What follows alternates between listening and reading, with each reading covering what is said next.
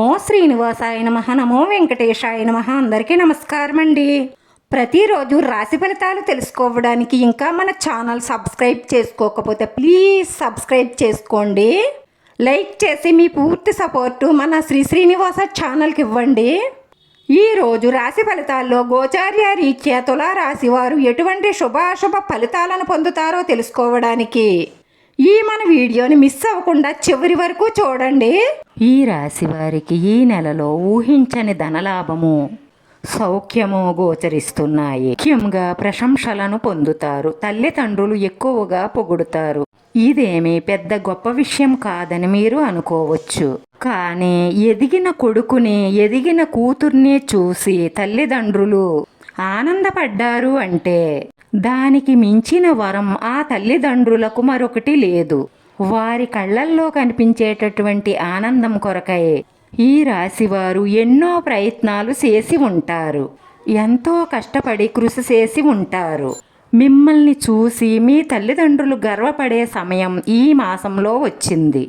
ఈ రాశివారి తల్లిదండ్రులకు ఈ నెలలో పుత్రోత్సాహము అలాగే పుత్రికా ఉత్సాహము పుష్కలంగా గోచరిస్తున్నాయి. మన ఎదుగుదలను చూసి తల్లిదండ్రులు ఆనందించినంతగా ఎవ్వరూ ఆనందించరు. మన తల్లిదండ్రులు మనకి ఆనందంగా ఆశీర్వాదం ఇస్తే అంతకు మించిన దైవము కానీ తల్లిదండ్రులకు మించిన పరమాత్మ కూడా ఉండరు. వారి నమ్మకాన్ని వమ్ము చెయ్యకుండా మన జీవితాంతం మనం వారికి రుణపడి ఉండాలి. కాబట్టి ఈ నెలలో మీ తల్లిదండ్రుల పూర్తి ఆశీర్వాదం అనేది మీకు దక్కుతుంది. వ్యాపారస్తులకు కొత్త కొత్త వ్యక్తులు పరిచయం అవుతారు. అలాగే వ్యాపారాన్ని వృద్ధి చేసుకునే ప్రయత్నాలు కొనసాగిస్తారు. కొన్ని గ్రహాల యొక్క అనుగ్రహము ఈ రాశి వారిపై ఉండడం వల్ల ఈ నెలలో మీరు పట్టిందల్లా బంగారమే అవుతుంది మీరు చూడవచ్చు.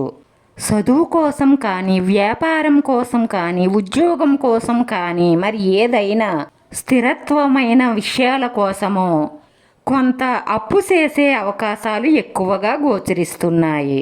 ఆలోచించి చాలా జాగ్రత్తగా అప్పులు చెయ్యండి. తీసుకున్నటువంటి అప్పుని సకాలంలో తీర్చగలుగుతారు. సరైన నిర్ణయాలు తీసుకోవడం ద్వారా అనవసరం ఖర్చులకి అసలు అప్పు చెయ్యకండి. ఈ నెలలో మీకు ఖర్చులు ఎక్కువగా వస్తాయి కాబట్టి ముఖ్యమైన వాటికి తప్పనిసరి అయితేనే అప్పులు చెయ్యండి. 80% మీకు అవసరమైతే రాకపోవచ్చు. కానీ అందరికీ ఒకటే స్థితి ఉంటుందని చెప్పుకోలేము. ఇవి గోచార ఫలితాలు. ఇలా ఉండవచ్చును, లేదంటే ఇలాగ ఉండకపోవచ్చును. ఇదేదీ కూడా కాకపోవచ్చును. ఎందుకంటే జాతకంలో ఇతర గ్రహాలు దృఢముగా ఉంటే ఇలా జరగకపోవచ్చును. కాబట్టి మీకు తప్పనిసరి అవసరం ఉంటే మంచి వ్యక్తి దగ్గర తక్కువ వడ్డీకి మాత్రమే డబ్బు అప్పుగా తీసుకోండి. అప్పు ఎప్పటికైనా సరే నిప్పు లాంటిది. అందుకనే ఎంతో అంత తప్పనిసరి పరిస్థితుల్లోనే అప్పు చెయ్యాలి. లేదంటే అప్పు చెయ్యకుండా ఉండడమే మంచిది. ఈ రాశి వారికి పదవోన్నతి లభించే అవకాశాలు గోచరిస్తున్నాయి. ఉద్యోగస్తులకు పనిభారం పెరుగుతుంది. దానితో పాటు జీతాలు పెరిగే అవకాశాలు కూడా గోచరిస్తున్నాయి. దానివల్ల ఎంత కష్టాన్నైనా ఇష్టంగా చేసే అవకాశాలు ఉన్నాయి. ఎందుకంటే ఎవరైనా సరే చేసే పనిని దైవంగా భావించి ఇష్టంగా చేస్తేనే అందులో విజయాలను సాధించగలుగుతారు. కొద్దిపాటి అనారోగ్య సమస్యలు ఇబ్బంది పెట్టే అవకాశాలు ఉన్నాయి. కాబట్టి ఆరోగ్యం పట్ల శ్రద్ధ వహించండి. ఈ రాశి వారికి భార్య వల్ల అదృష్టం కలిసి వస్తుంది. కుటుంబంలో ఈ రాశి వారిదే పై చెయ్యిగా ఉంటుంది. ఇన్ని లాభాలను జూన్ మాసం ఈ రాశి వారికి ఇవ్వబోతుంది. ఈ నెలలో అమావాస్య తరువాత బరువు బాధ్యతలు పెరిగాయన్న భావనలో ఉంటారు. భార్యాభర్తలిద్దరూ జోడెద్దుల్లాంటి వారు. ఇద్దరూ బాధ్యతగా మెలిగితేనే మన బండి తీరానికి చేరుకుంటుంది. మన జీవితాలు గమ్యానికి చేరతాయి. కాబట్టి నేనే గొప్ప అనుకోకుండా భార్యాభర్తలిద్దరూ ఒక్కటే. ఇద్దరి డబ్బు ఒక్కటే. నా డబ్బుతోనే నడుస్తుంది అని కొట్టుకోకుండా జీవనం గడిపితే సంతోషం, ఆనందం మీ సొంతం అవుతుంది. ఈ బరువు బాధ్యతలు పెరగడం వల్ల కొంత మనస్పర్ధలు ఏర్పడే అవకాశాలు ఉన్నాయి కాబట్టి, అలాగే ఖర్చులు కూడా పెరుగుతాయి కాబట్టి ఇంత వివరంగా చెప్తున్నాను. ఈ ఇబ్బందులేమీ కలగకుండా ఉండడం కోసం రోజు దైవారాధన చేయడం మంచిది. విష్ణు సహస్రనామాన్ని ఉదయం కానీ సాయంకాలం కానీ వినడం కానీ చదవడం కానీ చెయ్యాలి.